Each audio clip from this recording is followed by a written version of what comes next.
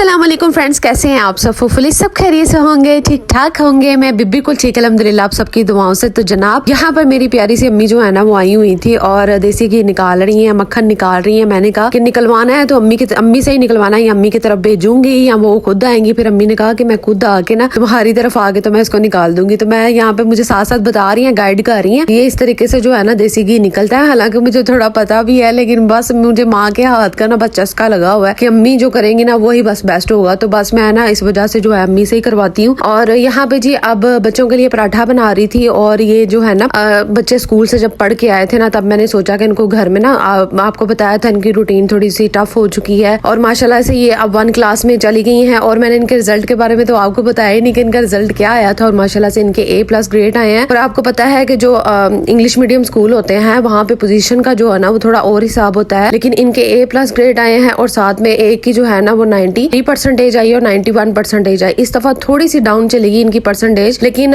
शुक्र अल्हम्दुलिल्लाह के बहुत अच्छे नंबरों से, बहुत अच्छी परसेंटेज से, बहुत अच्छे जो है ना ग्रेड से ये आगे चली गई हैं और 1 क्लास में चली गई। क्योंकि इनकी मैंने खुद देखे हैं, इनके सिलेबस इतने ज्यादा टफ हैं, इतने ज्यादा टफ हैं कि मेरी बेटियों के ऊपर इतना ज्यादा बर्डन था। और इस दफा जो है एनुअल एग्जाम भी बहुत ज्यादा मुश्किल आया था, लेकिन इनकी टीचर ने काफी हद तक जो है ना कवर करवा दिया था। लेकिन अब जो है ना अब तो जो इनकी बुक्स है ना वो तो समझ में नहीं आती। जब हम छोटे होते थे, जब हम स्कूलों में पढ़ते थे तो बिल्कुल भी इस तरह की वो जो है ना सिलेबस होता ही नहीं था। और जो इनको अब इस 1 क्लास में जो सिलेबस है वो हमें 4-5 में जाके मिलता होता था, तब भी नहीं था मिलता। लेकिन मैंने देखा है कि इनको एप्लीकेशंस भी मिली हुई हैं, इनको ऐसे भी है, इनको ये है वो है। तो देख के तो दिमाग पागल होता है। तो मैं बस इनके लिए दुआ कर सकती हूँ सब बच्चों के लिए कि अल्लाह ताला सब बच्चों को जो है ना कामयाब करे।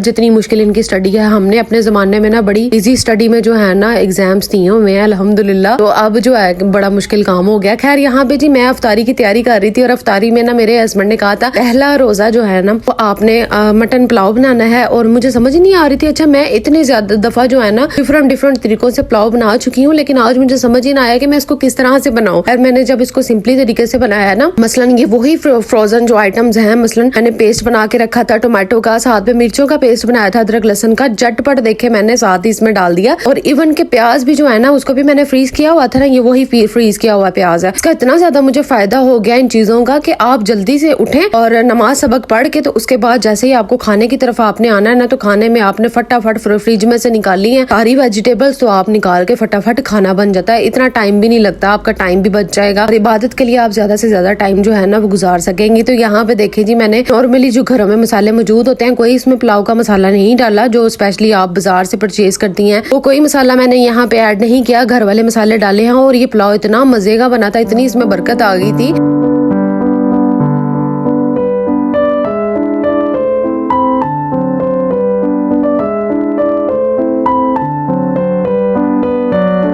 देखिए जो पहले नॉर्मल रूटीन थी ना उससे हट के जो है ना मैंने थोड़े चावल कम बनाए हैं, क्योंकि चावल बच जाते हैं, राइस बच जाते हैं तो फिर जो है ना फिर जाया जाते हैं। खैर यहाँ पे जी एक साइड पे मैंने आलू रखे हुए थे दही में लोगों लिए, और टाइम बड़ा शॉर्ट था, इस वजह से मैंने जो है ना इनको कट करके रख दिया था। और यहाँ पे कुछ सामान मैंने अपने हस्बैंड से मंगवाया था सुबह, जो कि मुझे बहुत ज्यादा जरूरी चाहिए था, किचन के हवाले से चीजें आने वाली थी, तो मैंने कहा जल्दी से जाएं और लेके आए। तो ये सुबह जो है ना अपने ऑफिस जाने से पहले मुझे देकर चले गए। तो मैंने सोचा कि आपके साथ भी इसको शेयर करती, हो सकता है आपको भी देख के कोई ना कोई चीज याद आ जाए और आप भी जो है ना अपने हस्बैंड के पीछे पड़ जाएंगे, जाए मुझे भी ला के दे। यार ये मुझे बॉक्स बड़े प्यारे लगे डिब्बे से, इसमें आप कुछ जो है ना सेव करके भी रख सकती हैं। और ये वाली बास्केट मुझे बड़ी प्यारी लगी, इसका कलर बड़ा डिसेंट था। और साथ में बोटल्स मैंने मंगवाई थी जो कि बहुत ज्यादा जरूरी थी, केचप बोटल्स। और ये जो है ना ये फिर एक एक्स्ट्रा ले आए थे क्योंकि मेरे पास ये ऑलरेडी था, मैं ले आई थी और ये भूल गए थे। खैर ये बाउल मैंने मंगवाए थे, इसमें आप दही बड़े जो है वो बना के रख सकती हैं, फ्रूट चाट बना के रख सकते हैं अफ्तारी के टाइम। और साथ में जो है ना ये डिब्बे थे कुछ, क्योंकि मैंने कुछ चीजें स्टोर करनी होती हैं इस वजह से। और ये वाली जो हल्टी आपको नजर आ रही है ना, बेसन डालने के लिए मैंने मंगवाई, और ये बाउल भी, और ये मिल जाते हैं नॉर्मली आपको अच्छे स्टोर से जो है ना ये सारी चीजें मिल जाती हैं। तो ये प्लेट्स का डिजाइन मुझे बड़ा पसंद आया। और ये सबसे स्पेशलिटी इसकी ये थी कि ये थोड़ी सी ना डीप थी, मसलन इसमें जो खाना है ना बड़ा इजीली जो है ना आ सकता है और ज्यादा भी आ सकता है। और साथ में जो है ना ये सारी चीजें मेरी काम की थी, तो मैंने सोचा कि इनको जो है ना आप समेट देती हूँ, अपनी जगह पे रख देती हूँ। और ये साथ में खुद ही जो है ना ये टॉवल भी ले आए, हालांकि मैंने बहुत सारे टॉवल जो है ना वेस्ट किए हैं, जितने मर्जी ले आऊँ ना ना, फिर भी जो है ना मैंने घर के कपड़े से ही जो है ना किचन को साफ करना, तो कौन कौन इस तरह करता है।